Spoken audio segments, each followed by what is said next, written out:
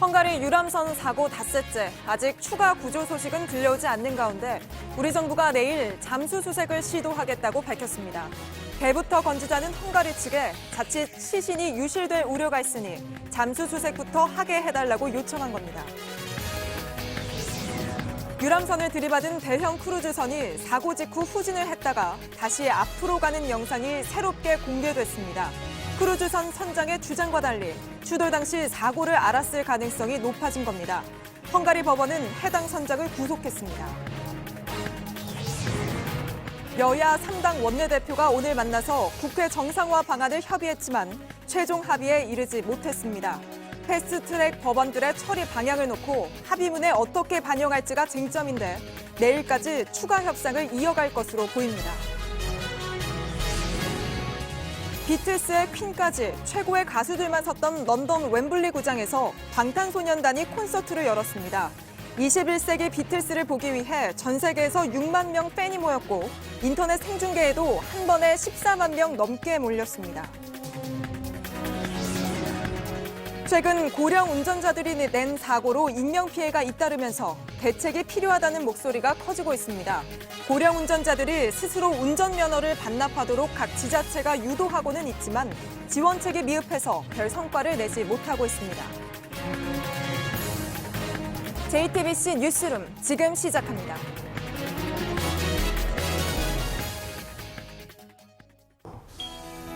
공기청정기가 도로 위로 내일을 바꾸는 현대수소 전기차. 헝가리 부다페스트에서 유람선이 침몰한 지 닷새째입니다. 내일 처음으로 우리 잠수부가 물속에 들어가 직접 수색 작업을 벌일 걸로 보입니다. 헝가리 측에서는 배를 먼저 건지겠다고 했지만 자칫 시신이 유실되거나 훼손될 우려가 있어 잠수 작업을 먼저 하자고 우리 정부가 요청을 한 겁니다. 그런가 하면 사고를 낸 크루즈선 바이킹 시긴호가 유람선을 들이받은 뒤 다시 후진하는 모습이 담긴 영상이 새롭게 공개됐습니다. 시긴호 선장의 당초 주장과 달리 당시의 사고를 알았을 가능성이 엿보이는 장면인 건데요. 예, 우리 구조대 상황실에 있는 머르기트 섬의 안에서 취재하고 있는 취재 기자를 먼저 연결해 보겠습니다. 백종훈 기자, 이제 잠수 수색 작전을 펼치겠다는 우리 정부 입장이었습니다. 헝가리 정부가 이에 대해서는 공식적으로 동의를 한 겁니까? 예, 우리 정부 구조대는 내일 오전 잠수 수색을 실시하자고 헝가리 측에 강하게 요구하고 있습니다. 잠수 수색은 위험할 수 있기 때문에 헝가리 당국의 검토와 동의가 필요합니다. 우리 정부 구조대는 섣부른 인양은 유해를 유실시킬 수 있기 때문에 안 된다는 입장이고요. 우리 구조대는 세월호 수색 경험과 기술이 있다고 밝히고 있습니다. 예, 그러지를 않기를 바라는 마음이지만 혹시 이제 내일 수중 수색 작업에서 성과가 없다면은 앞으로는 어떻게 되는 겁니까? 예, 정부 신속대응팀의 송승근 구조대장은 내일 잠수가 안 되면 이번 주 후반부 정도에는 인양 작업이 시작될 수 있다고 밝혔습니다. 송 구조대장은 헝가리 측이 오는 6일 늦어지게 되면 일주일 후쯤 인양 작업을 시작하겠다고 말하고 있다고 밝혔습니다. 궁금한 거는 헝가리 측에서는 왜 서둘러서 배에 대한 인양을 하려는 겁니까? 예, 헝가리 측은 다뉴브강의 수심이 깊고 물살이 빨라 잠수 수색은 쉽지 않다, 이런 입장을 유지하고 있습니다. 앞서 한 차례 잠수 과정에서 잠수사가 다칠 뻔한 사정도 고려한 것으로 보이는데요. 우리 정부 구조대는 어제 약 9m까지 올라갔던 수심이 현재 7.6m까지 낮아졌고 유속도 시속 4km대로 기존 시속 5, 6km보다 낮아졌다고 밝히고 있습니다. 예, 그러니까 헝가리 측에서는 잠수 수색을 해서는 성과를 내기 힘들다, 이렇게 보고 있다고 해석이 가능하겠군요. 자, 유실물 발견 소식도 있었습니다. 한국 관광객들의 것인지 혹시 확인이 됐습니까? 결론적으로 확인되진 않았습니다. 어제 오후 사고 현장에서 14km 떨어진 하류에서 우리 구조대가 유실물 6개를 발견했습니다. 식탁보로 추정되는 것, 그리고 슬리퍼, 배낭과 모자 등 총 6개입니다. 헝가리 경찰이 감식을 했는데요. 헝가리 측은 일단 한국 관광객이 갖고 있었던 것은 아닌 것으로 판단했습니다. 다만 모자에 머리카락이 남아있기 때문에 DNA 감식을 추진하기로 했습니다. 최근에 또 이제 수중 드론도 투입을 했는데 이 과정에서도 큰 성과가 없었다는 소식이 전해졌습니다. 여러모로 수색 작업이 만만치 않아 보이는데 우리 구조대 측의 계획은 어떻습니까? 예, 오늘도 하루 3번 고속보트를 이용한 수색은 이뤄졌지만 말씀하신 대로 수중 드론의 투입은 이뤄지지 못했습니다. 유속이 여전히 빠른 편이기 때문인데요. 사고 현장 주변에 유실망을 설치하는 것도 계속 실패하고 있는 상황입니다. 그래서 더욱 내일 오전에 잠수사가 직접 수색을 하는 것에 우리 구조팀은 총력을 기울이고 있습니다. 지금까지 부다페스트 사고 현장 인근의 머르기트 섬에서 JTBC 백종훈입니다. 예, 가라앉은 유람선에서 실종자가 유실되는 걸 막기 위해서는 배 주위에 방지망을 치는 게 시급합니다. 하지만 물살이 여전히 빨라서 잠수부가 망을 설치하러 내려가는 것도 힘든 상황입니다. 오늘 헝가리에서 귀국길에 오른 강경화 외교부 장관은 그래서 배 주변에 구조물을 설치하는 방안도 검토 중이라고 밝혔습니다. 강희연 기자입니다. 강경화 외교부 장관은 배와 헬기로 수색 범위를 넓히고 있지만 진전이 없다며 안타까운 심정을 밝혔습니다. 유속이 워낙 빨라 실종자들의 유실을 막기 위한 망 설치도 쉽지 않다고 했습니다. 망을 하기가 어렵다면 그 주변에 이제 구조물을 놓는 그런 방안도 지금 생각하고 있는 것 같고요. 주변 국가의 지원은 확대되고 있습니다. 현장에 있는 우리 세르비아 대사하고도 통화를 한번 했고요. 오스트리아 잠수부도 또 여러 나라에서 장비도 보내주고 해서 많은 협조를 받고 주 세르비아 한국 대사관 관계자는 오늘도 내무부 관계자를 만나 협조 사항을 전달할 예정이라고 말했습니다. 특히 세르비아와 루마니아 국경의 철문댐 부근에서 철저한 수색과 협조를 받기로 했다고 밝혔습니다. 중앙재난안전대책본부는 회의를 열고 피해자 지원을 논의했습니다. 어제 저녁 그 가족들이 사망자 시신을 최종을 하긴 했습니다. 장례 절차를 차질 없이 진행될 수 있도록 또 챙겨나가고. 여성가족부 상담사도 현지에 도착하는 대로 피해 가족들의 심리적 안정을 도울 계획입니다. JTBC 강연입니다. 유람선이 침몰할 당시 근처를 지나던 다른 선박이 구조에 나섰던 걸로 드러났습니다. 선원들뿐만 아니라 승객들까지 나서서 2명을 구했습니다. 긴박했던 구조 작업에 대해 선원이 직접 증언을 했는데 침몰 상황을 밝힐 수 있는 중요한 단서가 될 수도 있어 보입니다. 정혜성 기자입니다. 당시 사고 현장 인근엔 또 다른 유람선이 있었습니다. 이 유람선의 선원은 사고를 목격하고 배 방향을 돌려 구조에 나섰습니다. Folyás iránnyal megegyezően haladtam, levettem a géperőt és megfordultam folyás iránnyal szembe. Ekkor a rádión bemondtam, hogy ember a vízben, magyarul és németül is. 선원은 구명 기구를 던졌습니다. 한국인 여성 2명이 이를 붙잡았습니다. 하지만 구조 작업은 쉽지 않았고 동료와 승객들까지 합세해야 했습니다. Az utasok is segítettek, mivel ilyenkor ugye a ruhája a két hölgynek megszívja magát vízzel, és nagyon nehéz lett volna.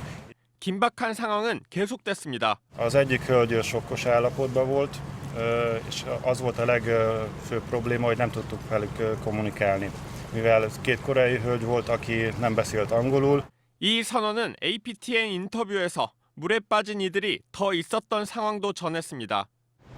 Amikor megfordultunk, én 5 embert észleltem a vízben, hogy ott segítsen, és én utasítottam rá, hogy menjen a bal oldalra, mivel a jobb oldalon már úgy észleltem, hogy élettelen testek úsznak a víz felszínén. 다뉴브강에서 발생한 침몰 사고 후 지금까지 구조된 우리 국민은 모두 7명입니다. JTBC 정혜성입니다. 예, 지금 보신 선원의 증언 외에 또 중요한 단서가 될 수 있는 새로운 영상이 공개됐습니다. 유람선 허블레아니호를 들이받은 크루즈 바이킹 시긴호의 움직임을 더 정확히 확인할 수가 있습니다. 크루즈의 승무원들이 분주히 뛰어다니는 모습, 물에 빠진 사람들이 떠내려가는 걸로 보이는 장면도 포착이 됐습니다. 정말 선장이 추돌 사실을 몰랐을까 의문을 품게 하는 영상입니다. 이한주 기자입니다. 허블레아니호 사고 당시 앞쪽, 즉 상류에 있던 폐쇄회로 화면입니다. 바이킹 시기노가 허블레아니호 뒤를 바짝 따라붙다 그대로 들이받습니다. 부딪힌 이후 서서히 속도를 줄이더니 화면 밖으로 사라졌다 다시 사고 장소로 후진해 옵니다. 이 과정에서 뒤쪽에 있던 다른 유람선이 접근하자 또다시 앞으로 움직입니다.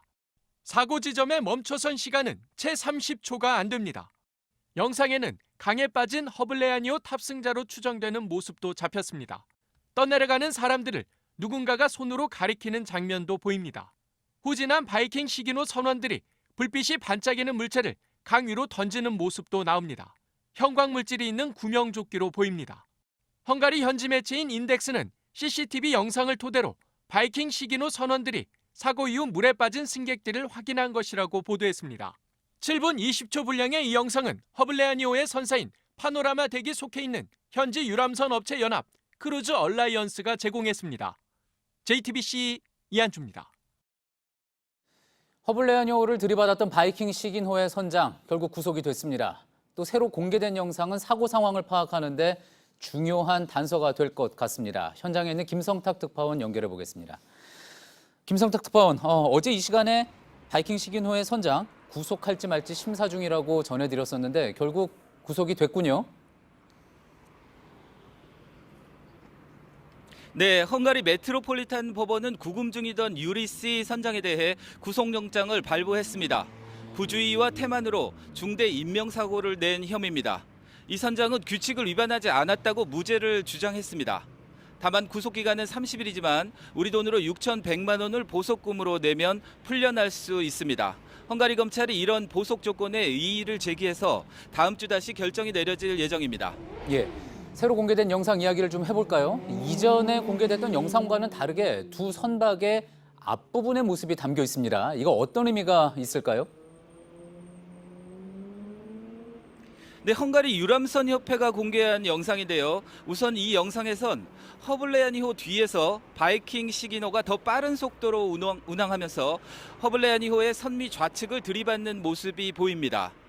두 선박의 뒤편만 보이던 기존 영상에선 허블레아니호가 바이킹 시기노 쪽으로 갑자기 선회한 게 아니냐는 관측이 있었습니다. 하지만 이번 영상을 통해 사실이 아님이 밝혀졌습니다.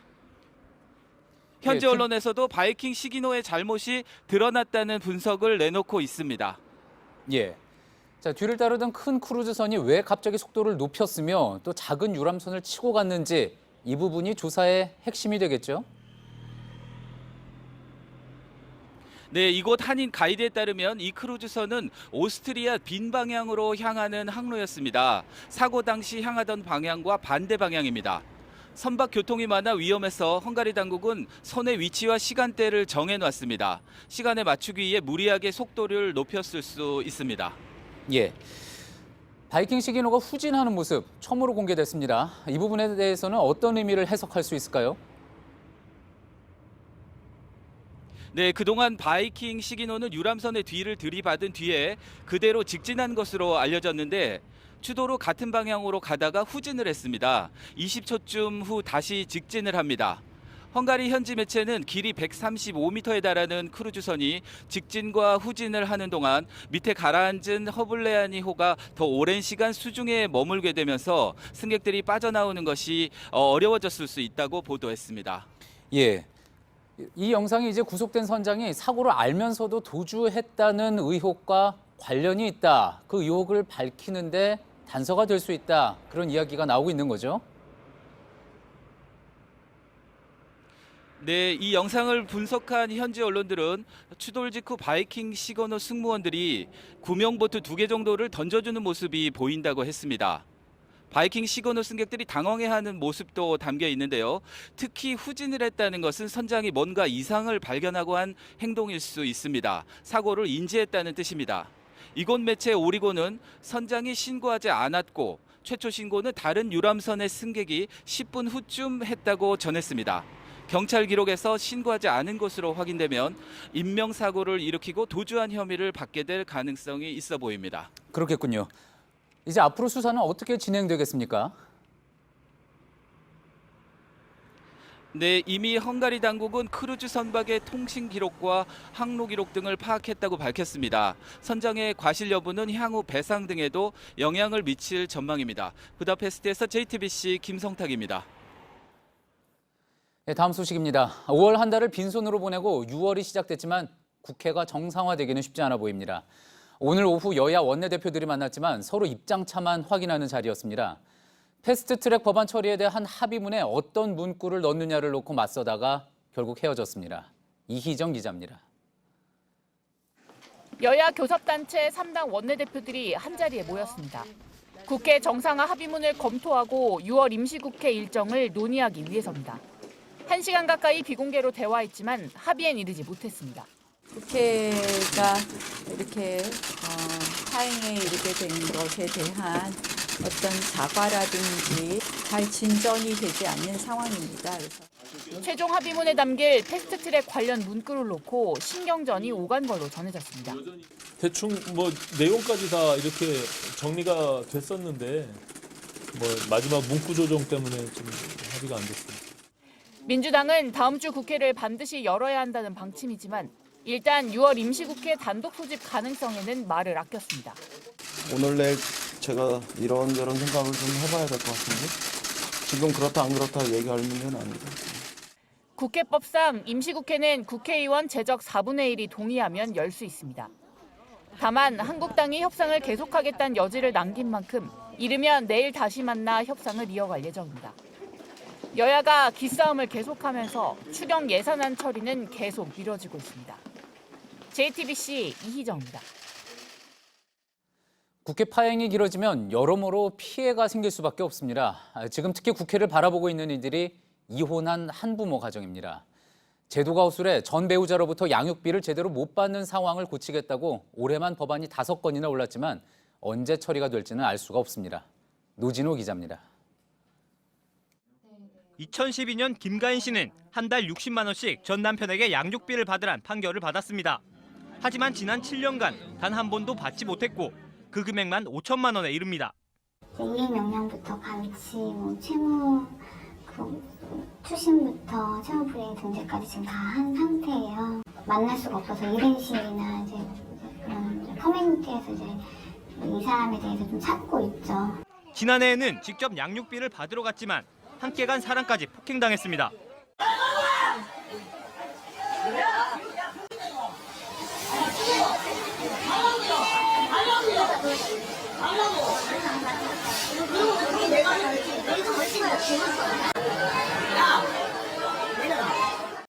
양육비를 못 받으면 양육비 이행관리원으로부터 법률 도움을 받는데 시간도 오래 걸리고 강제수단도 사실상 없습니다. 지난해 기준 양육비 이행률은 32.3%로 10명 중 3명꼴에 불과합니다. OECD 주요국은 국가가 우선 양육비를 지급한 뒤 채무자에게 구상권을 행사하는 대지급제를 실시하거나 형사처벌을 합니다.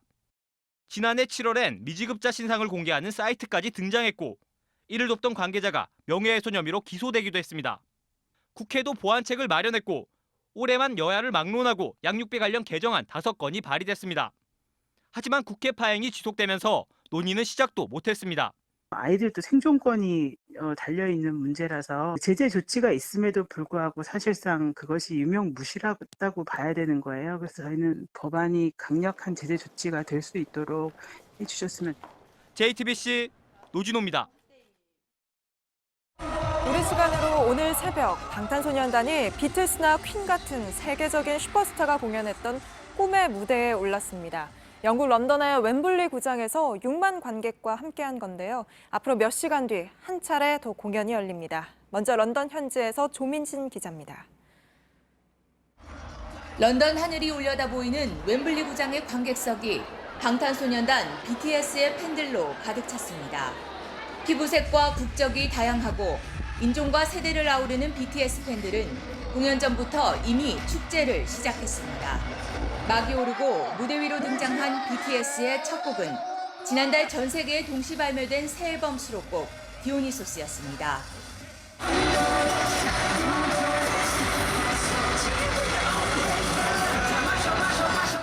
풍요와 황홀경을 상징하는 그리스 신화 속 술의 신 디오니소스. 노래 제목처럼 팬들은 일제히 음악에 취해 열광했습니다. 웸블리 구장은 올림픽과 월드컵 같은 스포츠 경기는 물론 비틀스와 퀸, 마이클 잭슨 같은 세계적인 스타들이 공연했던 역사적 무대입니다. BTS는 이곳에서 한국 가수로선 처음으로 공연했습니다. 팬들은 자신을 사랑하라는 BTS의 메시지에 크게 호응합니다. I think that their message, so they're telling us to love ourselves and speak ourselves as we are, is really important today. 전 세계 팬들에게 BTS는 한국의 진정한 소프트 파워였습니다. BTS는 우리 시간으로 내일 새벽 웸블리 구장에서 한 차례 더 공연한 뒤 프랑스 파리와 일본 오사카 등으로 월드 투어를 이어나갈 예정입니다. 런던에서 JTBC 조민진입니다. 네, 이제 방탄소년단은 세계적인 팝의 성지에서 12만 명의 팬들과 함께한 최초의 한국 가수가 되는데요. 공연이 시작되기 전부터 이미 런던 거리는 세계에서 모여든 팬들로 온통 가득했다고 합니다. 이어서 김태형 기자입니다. 공연이 열리기 전부터 웸블리 구장 주변은 벌써 축제 분위기였습니다. 런던 거리는 방탄소년단을 보기 위해 모인 팬들로 가득했습니다. 뮤직비디오를 보며 노래를 따라 부르고 함께 춤을 춥니다. 인종과 국적은 달랐지만 이들에게 장벽은 없었습니다. 방탄소년단을 보기 위해 어린 자녀를 데리고 공연장을 찾은 부모도 있었습니다. I'm here because I gave you tickets as a present for my daughter. She was really happy when she got the ticket, and so it's a surprise for her. I just recognize BTS as potential role models for kids and young people and old people as well. They're humble, professional. 공연장에서도 팬들의 응원은 빛났습니다. 팬들이 응원봉을 흔들자 어둠 속에서 환한 빛이 물결칩니다. 앞서 팬들은 공연장 질서 유지를 위해 웸블리 안내서를 만드는 등 성숙한 모습을 보여줬습니다. 여기에는 공연장 주변 캠핑이나 노숙 금지 등의 구체적인 지침이 담겼습니다. 팬클럽 아미는 국적, 인종, 연령, 성별을 초월한 또 하나의 팬덤 문화를 만들어가고 있습니다. BBC는 이번 방탄소년단의 첫 공연 리뷰에서 아미로 불리는 팬층은 대단히 헌신적이고 날로 커지고 있다고 전했습니다. JTBC 김태형입니다. 김학의 전 차관이 이제 곧 재판에 넘겨집니다. 수사단은 모레쯤 김 전 차관과 건설업자 윤중천 씨를 기소하면서 수사 결과도 함께 발표할 걸로 보이는데요. 박근혜 정부 당시 수사 외압이 있었는지도 그때 설명한다고 합니다. 최윤경 기자입니다. 수사단은 오는 4일 김 전 차관과 건설업자 윤중천 씨를 재판에 넘길 예정입니다. 김 전 차관의 구속기간이 그날 끝나기 때문입니다. 김 전 차관은 앞서 윤 씨 등에게서 1억 6천여만 원의 뇌물을 받은 혐의로 구속됐습니다. 수사단은 뇌물 외에도 성범죄 혐의를 적용할 수 있는지 막판까지 고민하고 있습니다. 이와 함께 2013년 박근혜 청와대 당시 김학의 사건 수사에 외압이 있었는지에 대해 그간 조사한 결과도 함께 발표합니다. 수사단은 이를 위해 지난 4월 당시 경찰 수사팀 관계자를 불러 조사했습니다. 또 두 차례 무혐의 처분한 별장 성폭행 사건 처리 과정에 부당한 지시가 있었는지 확인하기 위해 대검찰청과 서울중앙지검도 압수수색했습니다. 다만 최근 검찰 과거사위가 수사를 촉구한 한상대 전 검찰총장 등 검찰 고위 간부와 윤 씨의 유착 의혹을 들여다볼지는 아직 결정되지 않았습니다. JTBC 최윤경입니다. 사법행정권 남용에 관여한 혐의로 재판을 받고 있는 임종헌 전 법원 행정처 차장이 법원에 재판부를 바꿔달라는 기피 신청을 냈습니다. 재판부가 불공정한 재판을 하고 있다는 건데요. 이에 검찰은 임 전 차장이 일반 국민들에 비해 훨씬 더 많은 배려를 받고 있다며 상식적으로 이해가 되지 않는다고 강하게 반발했습니다. 특히 재판이 이미 상당히 진행됐는데 재판 지연 의도가 있는 것 아니냐는 반응을 보였습니다. 제주에서 전 남편을 살해한 혐의로 긴급 체포된 30대 여성이 혐의를 인정했습니다. 하지만 시신은 어디에 있는지, 왜 죽였는지에 대해선 여전히 입을 열지 않고 있습니다. 최충일 기자입니다. 지난달 25일 한승용차가 제주시 조천읍의 한 펜션 인근으로 들어갑니다. 이틀 뒤 이곳을 빠져나옵니다. 36살 고모 씨가 동갑인 전 남편 A 씨를 25일 살해한 후 현장을 빠져나가는 모습입니다. 고 씨는 이 펜션에서 27일 낮 12시까지 머물다가 다음 날 제주항에서 완도행 배를 타고 현재 살고 있는 청주로 돌아갔습니다. 지금 고 씨는 전 남편을 죽였다고만 인정하고 범행 동기와 살해 방법, 시신 유기 장소 등에 대해서는 입을 닫고 2차 경찰 조사를 거부하고 있습니다. 현장에서 채취한 혈흔이 피해자의 유전자 DNA와 일치한다는 국과수 감정 결과를 통보받았습니다. 경찰은 지난달 31일 고 씨의 주거지와 차량 등을 압수수색해 범행 도구로 보이는 흉기 등을 발견하고 다음 날 긴급 체포했습니다. 앞서 유가족은 6살 아들을 보러 간다고 했던 A 씨가 돌아오지 않자 경찰에 신고했습니다. 이혼 뒤 양육권이 있었던 고 씨가 아들을 보여주겠다며 A 씨를 불러냈다는 겁니다. 제가 블랙박스를 봤어요. 형 거를 따와가지고 한번 봤는데 운전하면서 노래를 부르더라고요. 계속 아유 우리 아들 보고 오러 간다. 경찰은 살인과 사체 유기 혐의로 구속영장을 신청할 예정입니다. 또 석 달 전쯤 청주에서 재혼한 남편의 아이가 질식해 사망한 사안에 대해서도 범죄 연관성이 있는지 조사할 계획입니다. JTBC 최충일입니다. 오늘 오후 경기도 안성의 한 공장에서 큰 불이 나서 아직도 꺼지지 않고 있습니다. 소방당국은 혹시 공장 안에 사람이 있는지 찾고 있는데 아직까진 다행히 없는 걸로 파악됩니다. 홍지용 기자입니다. 시커먼 연기가 잔뜩 솟아올라 파란 하늘을 뒤덮습니다. 수백 미터 떨어진 곳에서도 연기가 자욱하게 보입니다. 소방차가 왔다 갔다 해가지고 뭔 소린가 해가지고 밖에 나가서 봤더니 바로 문 열자마자 바로 저기 연기가. 오늘 오후 4시 36분쯤 경기도 안성의 한 공장에서 불이 났습니다. 선박의 마감재를 만드는 공장입니다. 현재까지 다친 사람은 확인되지 않았지만 공장 3개동 중 1개동이 완전히 불에 탔습니다. 소방당국은 대응 1단계를 발령해 불길을 잡으면서 공장 안에 사람이 있는지 찾고 있습니다. 경찰은 폐기물 업체가 용접을 하다가 불이 난 것으로 보고 정확한 원인을 조사하고 있습니다. 오늘날 12시 40분쯤엔 경기도 파주시 한 주택의 바깥마당에서 휴대용 가스레인지에 든 부탄가스통이 터졌습니다. 이 사고로 일가족 9명이 팔과 다리에 화상을 입고 병원으로 옮겨졌습니다.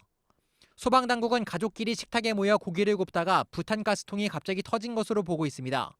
JTBC 홍지용입니다.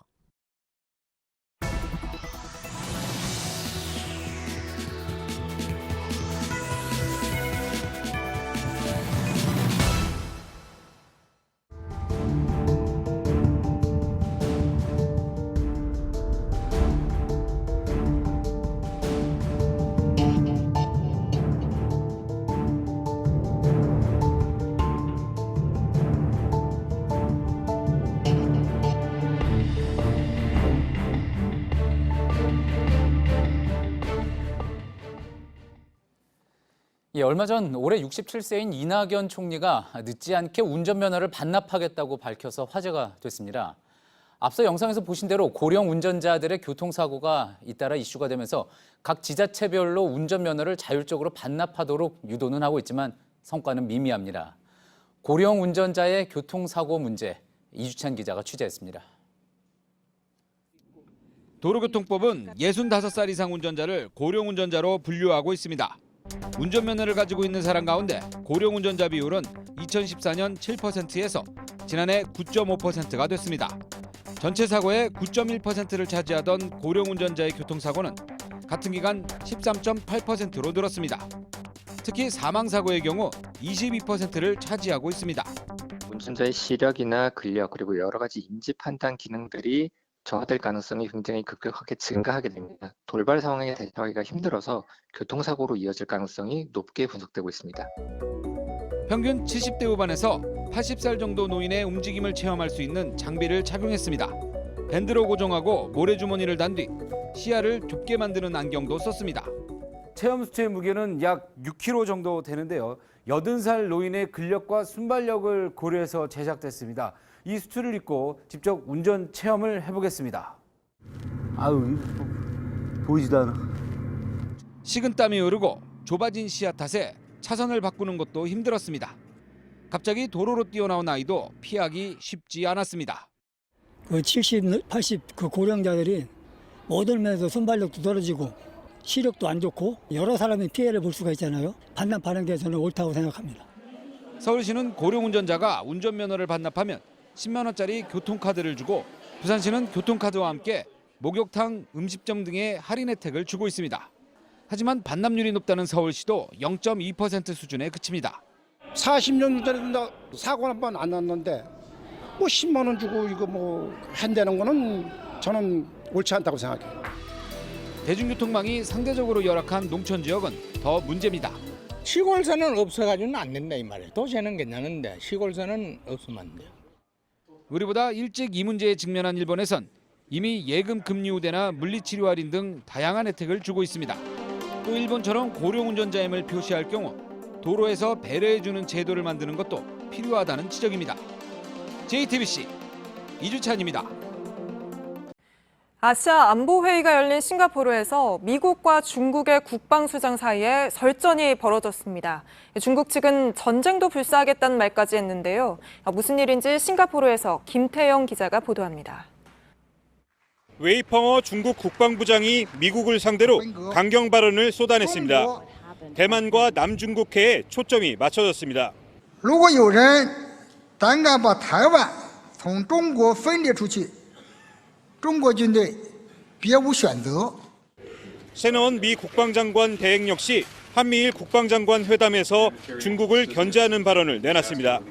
The U.S., Japan, South Korea trilateral remains critical to sustaining the values and principles that uphold a free and open Indo-Pacific region. 남중국해를 포함한 인도태평양 지역에서 항행과 상공비행의 자유가 보장돼야 한다는 점을 재확인한 겁니다. 이 자리에선 최근 북한이 발사한 미사일 등 한반도 안보 현안에 대한 논의도 오갔습니다.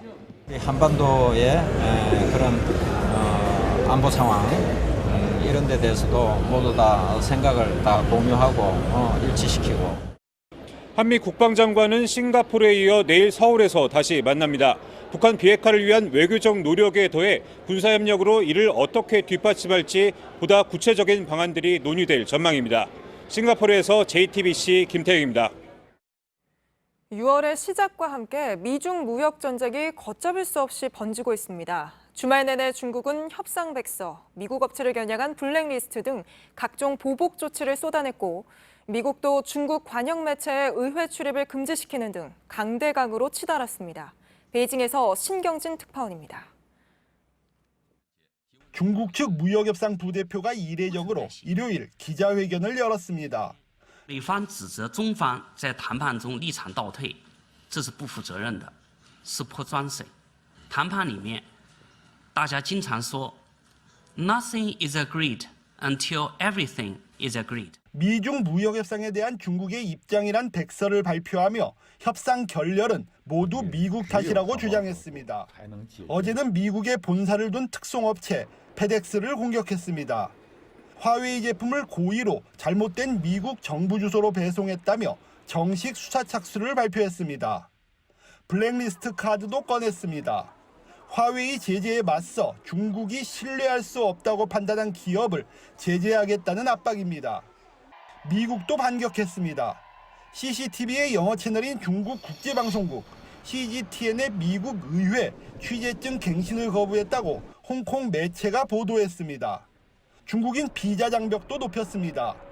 중국판 트위터 격인 웨이보와 메신저인 웨이신의 아이디 제출을 의무화한 겁니다. 비자 대행업체에서는 이미 원정 출산, 영주권 등 민감한 용어를 소셜미디어에 쓰지 말라고 권했습니다. 시진핑 주석은 이달 말 주요 20개국 정상회의에 앞서 오는 5일 모스크바를 방문해 외교에서 세불리기도 시도합니다. 베이징에서 JTBC 신경진입니다. 12명이 숨진 미국 버지니아 총기 난사 사건의 희생자 대부분은 총격범과 함께 근무를 했던 시청 직원들이었습니다. 범인은 청사 3개층을 돌아다니면서 총을 난사한 걸로 드러났습니다. 성문규 기자입니다.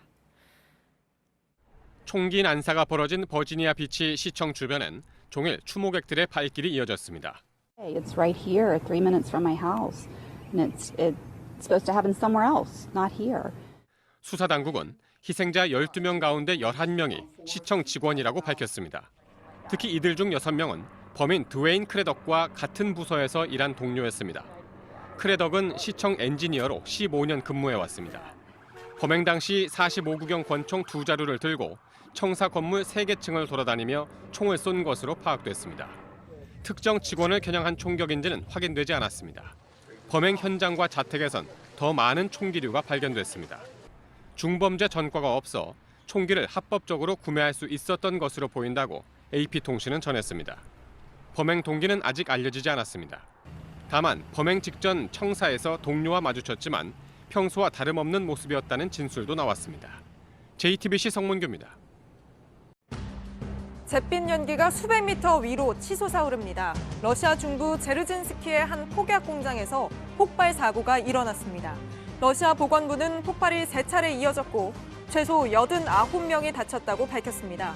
또 공장 반경 3km 이내 건물 180여 채의 유리창이 깨질 정도로 폭발 충격이 강했다고 했습니다.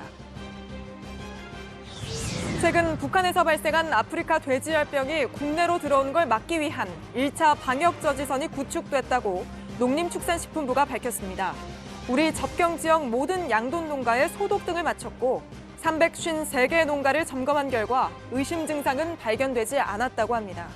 농식품부는 모레까지 정확한 혈청 검사 결과를 내놓을 계획입니다.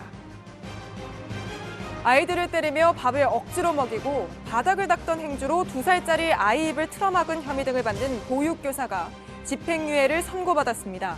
법원은 보육교사에게 징역 1년에 집행유예 2년을 선고하고 이를 제대로 관리 감독하지 않은 혐의로 어린이집 원장에게도 벌금 500만 원을 선고했습니다. 인천시 연수구의 한 어린이집에서 보육교사로 일한 41살 A씨는 1살에서 3살짜리 아이 8명을 58차례나 학대한 혐의를 받고 있습니다. 말뚝박기 놀이를 하다가 사람을 다치게 한 남성 A씨에게 법원이 9,500여만 원을 지급하라고 판결했습니다. 다리뼈가 부러진 B씨가 치료비를 물어내라며 낸 소송에서 법원이 B씨의 손을 들어준 겁니다. 당시 A씨는 주변에 있던 의자 위로 올라간 뒤 뛰어내렸는데 재판부는 통상적이지 않은 방법으로 과도한 충격을 가한 잘못이 있다고 판단했습니다.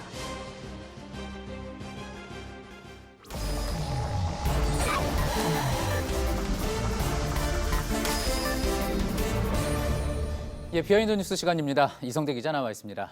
첫 번째 키워드 볼까요? 네, 첫 번째 키워드 보겠습니다. 재난만 나면 나타나는 민경욱. 예, 오늘은 키워드가 상당히 길군요. 무슨 내용인지도 확실히 알 수 있을 것 같습니다. 잇따라 요즘 발언이 이제 논란이 되고 있는 민경욱 자유한국당 의원 대변인 이야기하는 거죠? 그렇습니다. 민경욱 대변인이 국가적인 재난이 발생할 때마다 국민 정서와는 좀 동떨어진 발언을 내놓고 있어서 도마에 오르고 있습니다. 자, 대표적으로 헝가리 유람선 참사 관련 발언인데요. 어제 소개를 해드렸었죠. 예. 자신의 페이스북에 최근에 이렇게 썼습니다. 자, 일반인들이 차가운 강물 속에 빠졌을 때 골든타임은 이른바 골든타임은 기껏해야 3분이다. 그런데도 문재인 대통령은 지구 반대편으로 보내면서 중요한 건 속도라고 얘기했다. 소개를 해드렸는데 자, 원래는 이 글을 쓰기 직전에 원래 글은 이런 글이었습니다. 자, 안타깝습니다. 일반인들이 골든타임은 기껏해야 3분입니다. 라고 얘기를 썼는 겁니다. 예. 이게 논란이 일자 문 대통령을 비판하는 식으로 글을 수정한 겁니다. 어떤 글이든지 간에 분명히 지금 애가 타고 있을 실종자 가족들을 생각하지 못한 발언인 것은 분명한 것 같은데 그래서 오늘까지도 하루 종일 계속 논란이 됐던 것 같습니다. 그렇습니다. 이 보도 이후에 지금 여야 각 당에서는 상당히 비판을 내놓고 있는데 하나 가지고 나와봤습니다. 바른미래당 대변인은 이렇게 비판을 했는데 자, 비극적인 사고까지도 정쟁의 대상으로 삼는 대변인, 막말이 최상의 가치이자 유일한 관심사인 대변인. 자, 이쯤 되면은 인간인지 금수인지 경계가 모호해진다. 상당히 세게 비판을 했습니다. 예, 금수라는 이야기까지 나온 거군요. 정파적인 어떤 공격에 집중을 하다 보면은 그 발언의 대상이 되는 사람 또 피해자들을 고려하지 못하는 실언으로 이어지는 경우가 이제 정치권에서 종종 나오기는 했었는데 지금도 그런 경우였다고 볼 수가 있겠죠. 그렇습니다. 하지만 이번이 처음이 아닙니다. 민경욱 대변인은 과거에도 비슷한 설화들이 있었는데 지난 4월이었죠. 강원도 산불이 났을 때 자신의 페이스북에 이렇게 글을 썼습니다. 자, 오늘만 해도 여러 군데에서 산불이 났고 또 이틀 전에도 해운대에서 큰 산불이 났는데 왜 이렇게 불이 많이 나나? 라고 얘기를 했습니다. 그러니까 진심으로 산불이 많이 나는 걸 걱정한다기보다는 마치 문재인 정부에 대한 어떤 비판으로 해석이 돼서 논란이 됐었고 예. 자, 논란이 되자 글을 삭제하기도 했었습니다. 앞서도 이제 글을 수정했다 그러는데 그동안 이제 계속 지켜보면은 민경욱 의원이 어떤 논란이 되는 글을 썼다가 수정을 하거나 또 삭제를 하거나 하는 패턴이 계속 자주 반복이 되는 것 같습니다. 이렇게 될 줄 몰랐을까요? 그러니까 여러 차례 반복이 된다라는 건 아마 관심을 끌기 차원이 아니냐 뭐 이렇게 해석을 하기도 하는데 참고로 박근혜 청와대 대변인 시절에도 세월호 참사가 터졌는데 당시에도 좀 여러 차례 논란이 있었습니다. 몇 가지 좀 짚어보면요. 당시에 세월호 가족들이 박 대통령의 사과에 대해서 받아들일 수 없다라고 얘기를 하니까 그런 태도가 상당히 유감스럽다며 오히려 세월호 가족들에 대해서 비판을 해서 논란이 있었습니다. 그리고 그 당시에 발표를 하는 과정에서 계속 실수를 하니까 난리 났다고 하면서 웃어서 그 태도가 좀 가볍다 논란이 있었고 또 잠수사들이 시신 한 구를 인양할 때마다 500만 원씩 받는다라고 출처를 알 수 없는 불분명한 이야기를 했다가 또 논란이 됐었습니다. 또 유명한 그 설화 있죠. 순수한 유가족 발언을 해서 자 그렇다면 불순한 유가족도 있는 것이냐 이런 어떤 역풍을 맞기도 했습니다. 자, 한 번만 했다면은 말 그대로 말실수라거나 어떤 공감 능력이 좀 떨어진다 이렇게 볼 수도 있지만 이렇게 설화가 반복이 되니까 뭔가 의도성이 있는 게 아니냐 뭐 이런 식의 의심들도 나오고 있습니다. 예, 지금 민경우 의원이 당에서 대변인을 맡고 있잖아요. 대변인이라는 자리가 이제 여론이나 어떤 언론의 기류를 잘 파악해야지 되는 자리인데 분명 최근 나오고 있는 발언들은 여론과는 분명히 동떨어진 것 같습니다. 참고로 지난달 중순에 한국당 여성정치 아카데미라는 곳에서 본인이 강연을 했습니다. 그 강연 주제가 뭐냐면 바로 언어의 품격이라는 주제였습니다. 그 민경욱 대변인이 자신의 페이스북에 그 강연 내용을 좀 요약해서 정리를 해놨는데 뭐라고 얘기를 했느냐. 자, 무엇보다도 지금의 저를 있게 한 노하우를 말씀드렸는데 그게 바로 남에 대한 칭찬과 인사다.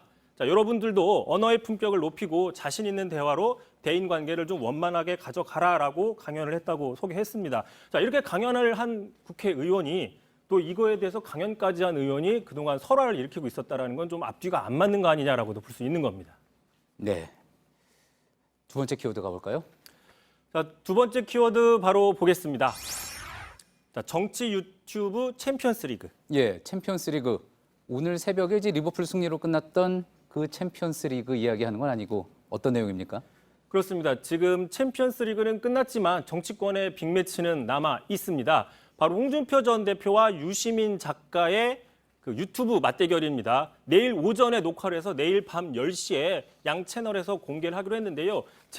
특별방송 제목을 홍카레오로 잡았습니다. 각각의 홍카콜라와 알릴레오를 따서 만든 합성어입니다. 예, 각각 이제 보수와 진보 유튜브의 강자라고 할 수 있겠죠. 공동방송을 하니까 뭐 여러모로 관심을 끌고 있는 건데 그게 이제 내일이 되는 거군요. 근데 이성대 기자가 챔피언스 리그라고까지 비교하는 것, 그 정도로 이제 기대하고 있는 것 같습니다. 그렇습니다. 앵커 말씀하신 것처럼 지금 좌우 진영에 가장 영향력 있는, 절대적인 영향력 있는 유튜버 라이벌의 대결이기 때문에 자, 이걸 쉽게 좀 비교를 해보면요.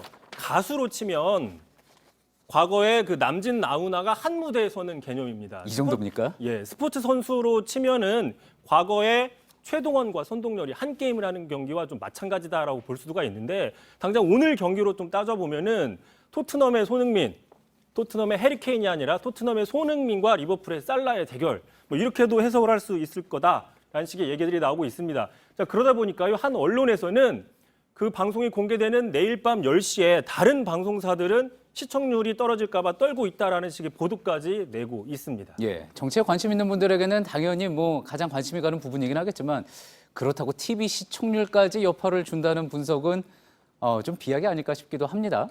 그렇습니다. 참고로 그렇다면 내일 밤 10시에 JTBC는 뭘 하냐? 자, 최근 시작한 바람이 분다라는 드라마를 하고 있는데 지금 입소문을 타고 바람이 불고 있어서 홍카레오에는 별 영향을 미치지 않을 거다라는 생각이 들고요. 예. 자, 어쨌든 이 두 사람이 과거에는 상당히 좀 사이가 안 좋았습니다. 2004년도 제가 좀 가져와 봤더니 홍준표 당시 의원은 자, 유시민과 토론을 하지 않는 이유는 겁나서 피하는 게 아니라 격이 맞지 않다. 아예 무시 전략이었고요. 당시 유시민 의원도 자, 홍준표 의원은 삶의 여백이 뭔지 좀 고민해 볼 필요가 있는 정치인이다. 둘 다 상당히 좀 시니컬한 태도를 보였는데 오랫동안 정치를 하면서 둘 사이가 소통이 되는 사이로 이제 서로 존중하는 사이가 됐다라고 서로 얘기를 하고 있습니다. 예, 이게 2004년이고 지금 이제 2019년이니까 벌써 상당한 시간이 지났군요. 알겠습니다. 이성대 기자는 그러면은 다음 주 금요일에 보겠습니다. 수고했습니다. 비하인드 뉴스였습니다. 6월과 함께 여름도 성큼 다가왔습니다. 내일부터는 경북 내륙 지역을 중심으로 33도까지 기온이 올라서 폭염주의보도 내려질 걸로 보입니다. 조소희 기자입니다. 30도를 넘는 날씨에 건조특보가 이어지자 2.5톤짜리 미니 방제차가 곳곳에 물을 뿌립니다. 미니 선풍기에 부채까지 본격적인 여름이 시작됐습니다. 오늘 낮 대구의 최고 기온은 31도, 서울은 28도를 기록했습니다. 내일부턴 본격적으로 더위에 대비해야겠습니다. 내일 낮 기온은 서울은 29도, 경기도 성남이 31도, 대구는 33도까지 오르겠습니다. 대구와 구미 등 경북 내륙 지역 기온이 크게 올라 내일 오전 10시 기상청은 폭염주의보를 발효할 전망입니다. 전국 대부분 지역 아침 기온은 14도에서 17도를 기록할 것으로 보입니다. 하지만 낮에는 강한 일사량으로 낮과 밤의 기온차가 15도 이상 날 것으로 예상돼 건강관리에 신경 써야겠습니다. 내일 수도권의 초미세먼지 농도는 보통 수준입니다. 다만 부산과 울산의 초미세먼지는 나쁨을 기록할 거란 예보입니다. 강원 영서, 충북과 경북 등 내륙 지역은 오전에 초미세먼지 농도 나쁨을 보이다 오후엔 먼지가 걷히겠습니다. JTBC 조소입니다. 예, 오늘 저희가 준비한 소식은 여기까지입니다. 시청해주신 여러분 고맙습니다.